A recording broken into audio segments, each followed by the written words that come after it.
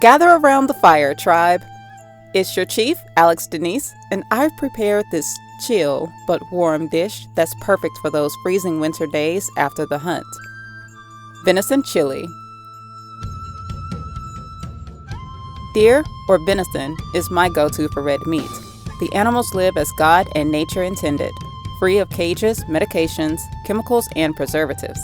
If you don't have access to venison, but just want a cleaner recipe, then I highly recommend grass-fed, grass-finished beef from a trusted brand or local farm. If you live in the Atlanta area, I can list you a recommendation in the description below. Alright, chill out, I'm getting to it. But first, harvest your ingredients. The measurements in this video makes about 5 servings, so double or triple accordingly. Starting with the star of the recipe, at least about 8 ounces of ground venison. If you need to know how to make your own, I will link that video at the end of this one. Chop it up to be pre-seasoned with 1 tablespoon of chili powder, 1 teaspoon of smoked paprika, and for a bit of a kick, I like to sprinkle in chipotle chili powder.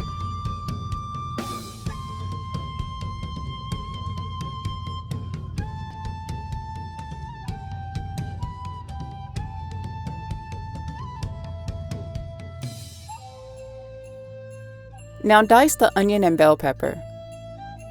One of each may be good for a double serving, but add more as needed. You can definitely substitute other veggies like celery. Even swap the bell pepper for a variety of hot pepper if you like it spicy.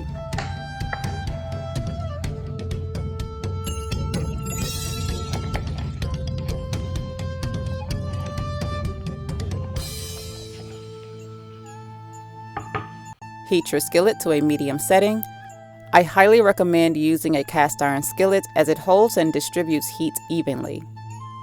On a different burner, add 1 16-ounce can of salt-free diced tomatoes or tomato sauce to a pot and turn it to medium heat. Then add at least 2 tablespoons of tomato paste. I like my chili thick, so I'll add a bit more later.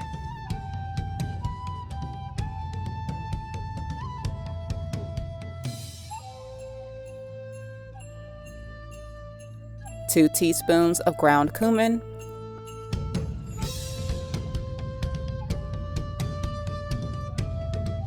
1 tablespoon minced garlic.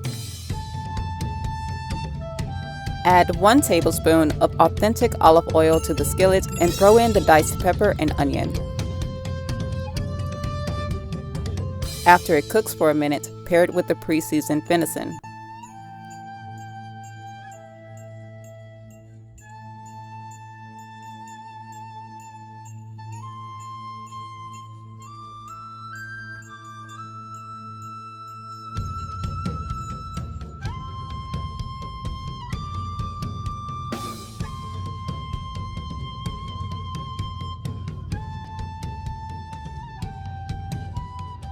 Beans are optional, but since I was doing keto at the time of this video, black soybeans was the friendlier option at 1 to 4 grams of net carbs than traditional black beans, 12 to 15. I also find that it doesn't leave me bloated like black beans or kidney beans. However, you still want to be mindful of your intake, so I'm adding half a can. If you're a bean person, add the full can.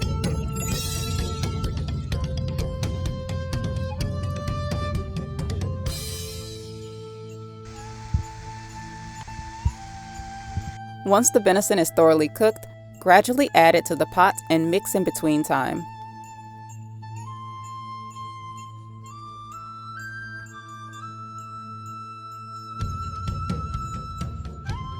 Because I actually eat the foods I prepare in the videos, I'm just adding a little extra of my favorite spices. You can do the same, but the measurements provided is the baseline. Also, sprinkle in salt where needed. It's the reason I recommend getting low sodium or salt-free ingredients to control sodium intake. Stir as the chili thickens before letting it simmer on low for another 10 minutes.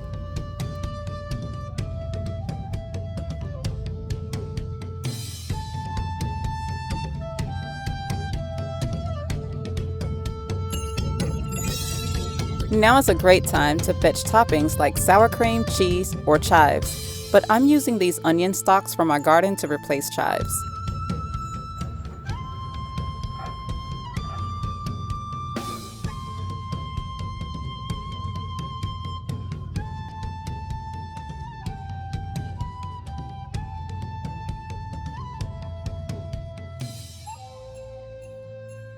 I told you to chill out. I got this. And you do too. Let me know how it worked out for you in the comments. Feast your eyes and stomach on other videos on this channel and track down the mother channel, True Nature, for more self-sufficient content. Until we gather again, skills bring wealth, seek God and nature for good health. Eat wild, live free.